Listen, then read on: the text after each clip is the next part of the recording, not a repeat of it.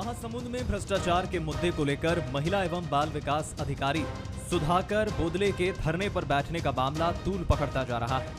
इस मुद्दे ने बीजेपी को सरकार पर हमला बोलने का मौका दे दिया है। बीजेपी की पूर्व राष्ट्रीय महासचिव और राज्यसभा सांसद सरोज पांडे ने आरोप लगाए हैं कि भ्रष्टाचार में बड़े लोगों की संलिप्तता है। उन्होंने सरकार की बनाई जांच कमेटी को भी महज नाटक बताया है। सरोज पांडे ने हाईकोर्ट के पूर्व न्यायाधीश की निगरानी में जांच कमेटी बनाए जाने की मांग भी की है। बीजेपी मंगलवार को तहसील और ब्लॉक मुख्यालय में इस मामले को लेकर ज्ञापन देगी। बुधवार को जिला मुख्यालय में ज्ञापन दिया जाएगा। 20 मई को बीजेपी महिला मोर्चा अपने अपने घरों में धरना देगी। भारतीय जनता पार्टी ये मांग करती है कि महासमुंद की घटना पर तमाम दस्तावेज, तमाम पत्राचारों को सार्वजनिक किया जाना चाहिए कि आखिर में मामला है क्या। और इस प्रकार की खरीदी पूरे प्रदेश में हर जिले में हुई है। वहां पर भी बहुत बड़े स्तर पर भ्रष्टाचार हुआ होगा। वहां के भी विषयों को सार्वजनिक किया जाना चाहिए और इस पूरे मामले की जांच उच्च न्यायालय के पूर्व न्यायाधीश के द्वारा कराई जानी चाहिए, जो निष्पक्ष हो। भारतीय जनता पार्टी महिला मोर्चा के द्वारा एक दिवसीय धरना का आयोजन किया गया है 20 तारीख को, जिसमें हमारी समस्त महिला मोर्चा की बहनें अपने घर के सामने बैठेंगी और धरना देंगी। दूसरा, तहसील कार्यालय ब्लॉक मुख्यालय में 18 तारीख को राज्यपाल जी के नाम से ज्ञापन दिया जाएगा। और तीसरा कार्यक्रम हमारा जिला मुख्यालयों में जाकर कलेक्टर के माध्यम से राज्यपाल महोदय को ज्ञापन दिया जाएगा।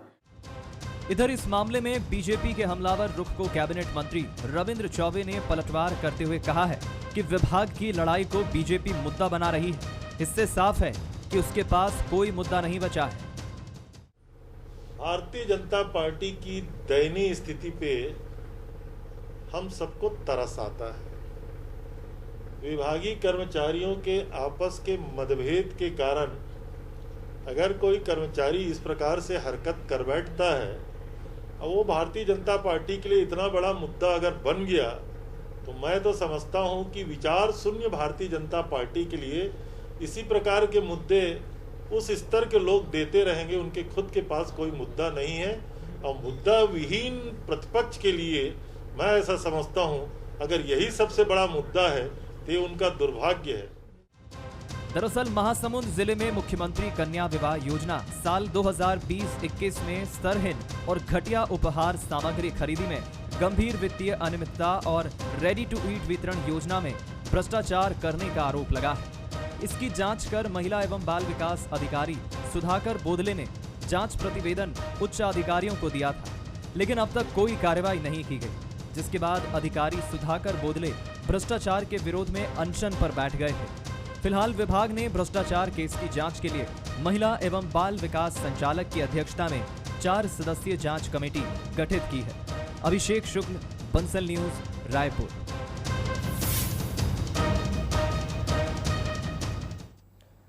नमस्कार, स्वागत है आपका। मैं हूं अभिषेक शुक्ल। भ्रष्टाचार को लेकर एक अधिकारी धरने पर बैठे, ये अपने आप में मामला चर्चा का विषय इसलिए भी बना क्योंकि कोई अधिकारी अपने ही विभाग के खिलाफ अगर धरने पर बैठ जाए तो स्वाभाविक है सभी का ध्यान उस ओर जाएगा, और ध्यान गया भी।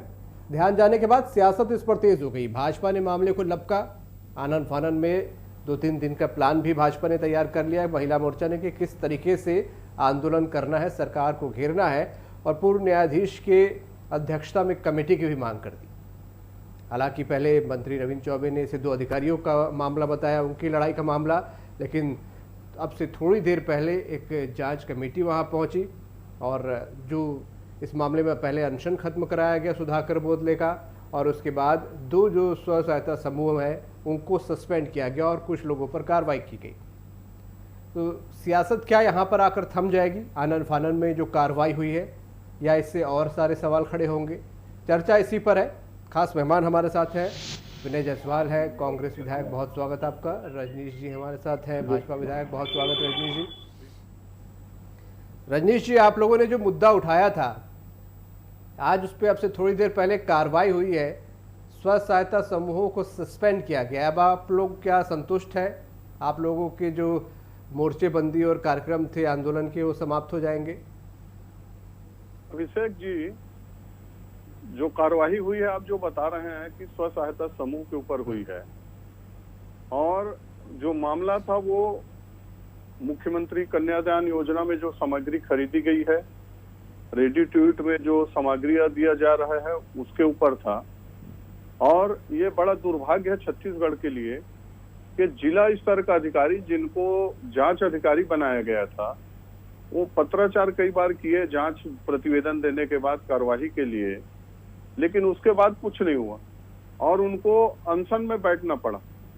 अब अनशन में बैठने के बाद उनके पहले तो उनको धमकाने चमकाने का प्रयास किया गया, पुलिस उठा के ले गई, बाद में बोलती है कि हम उनका अनशन तोड़वाने के लिए समझाने के लिए गए थे। कौन सा समझाने का तरीका है जिसमें अधिकारी को पुलिस उठा के ले जाए?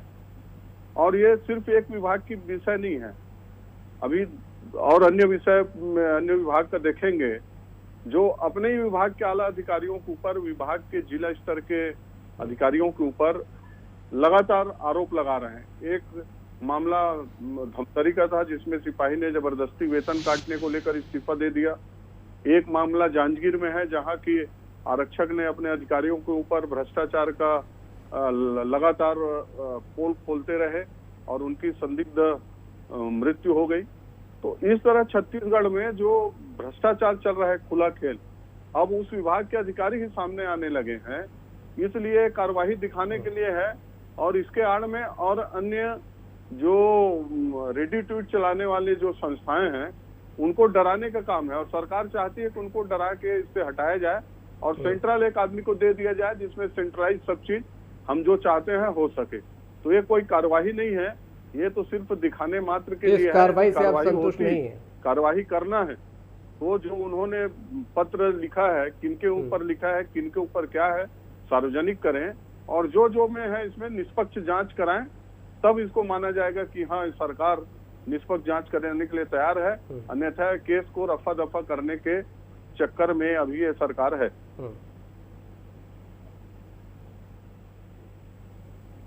ठीक है विनय जायसवाल जी, पूरा मामला आपने देखा यहाँ पर किस तरीके से एक अधिकारी आंदोलन में बैठते हैं, अनशन पर बैठते हैं, फिर विपक्षी दल भाजपा इस मुद्दे को उठाता है, ज्ञापन सौंपता है और उसके बाद आज थोड़ी देर पहले कार्रवाई होती है उस मामले पर, 2 स्व सहायता समूह को सस्पेंड भी कर दिया जाता है। लेकिन रजनीश जी बोल रहे हैं कि दिखावा ये कार्रवाई मात्र, आनन फानन में गलती दिखाते हुए सस्पेंड कर दिया गया, मामले को ढकने की कोशिश के तौर पे ये इसे बता रहे हैं। अभिषेक जी, पूरे रिपोर्ट को बड़े ध्यान से मैं देख रहा था, इस मामले को जिस विषय को आपने आज लिया है।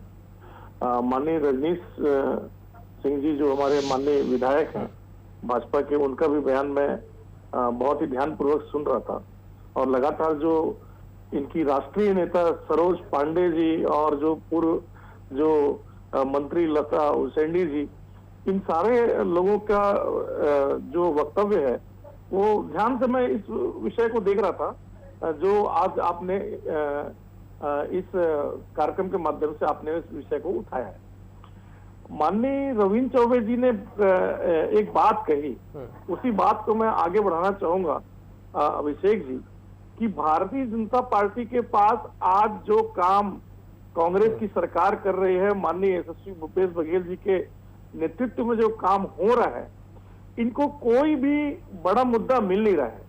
एक महिला बाल विकास के महासमुंद जिले में जो भी अधिकारियों के बीच में जो कॉन्फ्लिक्ट होंगे या जो भी वहाँ भ्रष्टाचार हुआ होगा, उसकी शिकायत हुई और वहाँ के जो अधिकारी हैं वो जांच से नाखुश होकर वो अनशन में बैठ गए और उसको संज्ञान में लेके त्वरित जो उनके ऊपर कार्रवाई हुई, जिला प्रशासन ने कार्रवाई किया, जो रेडी टू ईट के जो समूह थे उनका निलंबन किया और इसके बाद जो प्रेक्षक थे उनको भी सस्पेंड किया और बाकी की आगे की भी जांच हो जाएगी अगर ये चाहते हैं तो, जो भी हो। इतने बड़े बड़े घोटाले हुए भारतीय जनता पार्टी के समय में। सरस्वती साइकिल की बात आज जाके देख लीजिए, जो साइकिल ये बांटते थे आज एक साइकिल नहीं बचा है, जो स्तरहीन साइकिल इन्होंने बांटा, जो मोबाइल का जो बड़ा घोटाला चुनाव के समय में इन्होंने किया, इसके बाद गर्भाशय कांड में जो चूहा मार दवाई इन्होंने खिलाया, नान घोटाला जो इतना बड़ा घोटाला हुआ, इतने बड़े बड़े घोटाले को कांग्रेस की सरकार, जब इनकी सरकार थी, भारतीय जनता पार्टी की जब सरकार थी, तो हम जनता के बीच में लेके जाते थे, और जो हमारे माननीय नेता उस समय थे वो सदन में भी इस बात की चर्चा करते थे, सदन में भी इस बात को उठाते थे।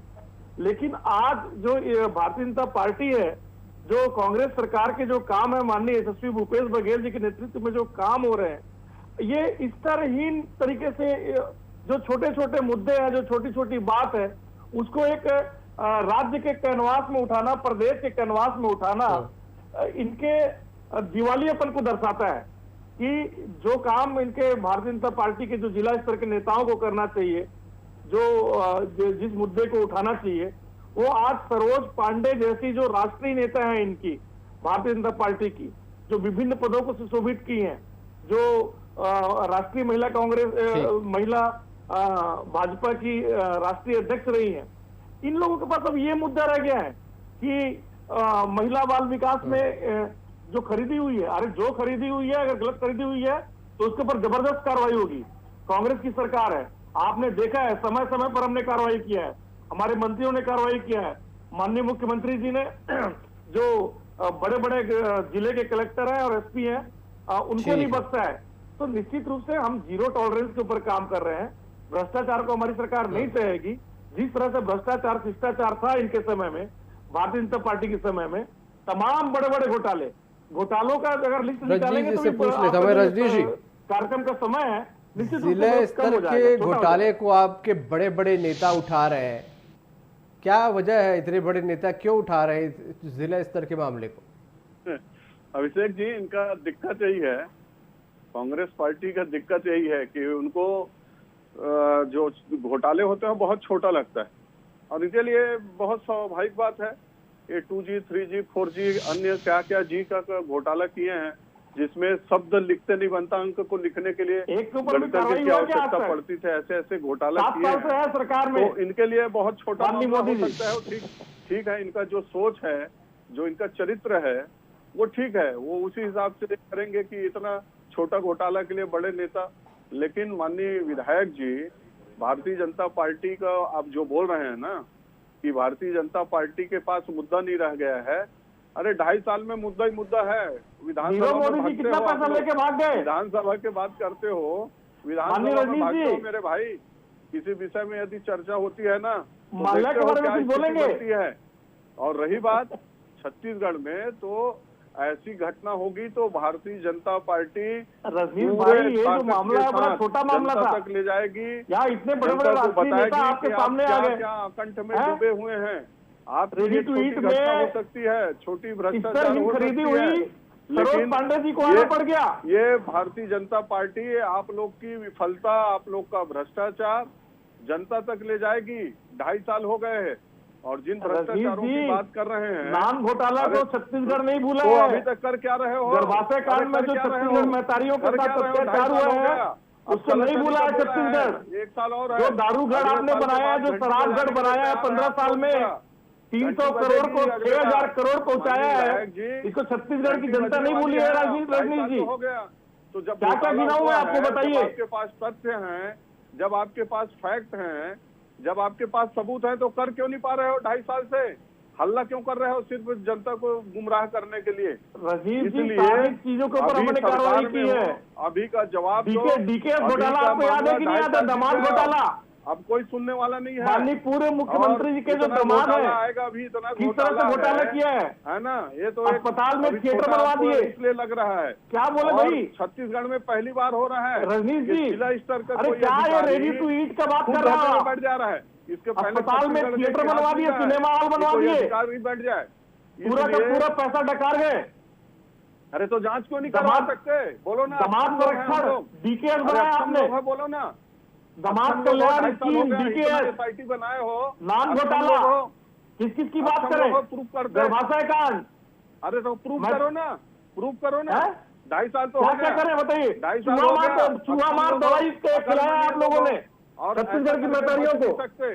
ऐसा करके बच नहीं सकते माननीय विनय जायसवाल जी, जवाब देना ही पड़ेगा। ये कितना गिर गया है भारतीय जनता पार्टी के नेताओं का। कि रेडी टू ईट का एक तरह से भगवान भरोसे छोड़ दिया है। बड़ा आंदोलन करना पड़ रहा है रेडी टू ईट के उसमें आपको, भ्रष्टाचार के मामले हो, शराब में डुबो दिए हो, सरोज पांडे जी को आना पड़ा है लेके बैठ गए हैं। आप सोचिए क्या स्थिति है आप लोगों की, इतना बड़े बड़े घोटाले हो रहे हैं, एक मौका नहीं मिल रहा आप लोगों को। पड़ेगा आपको।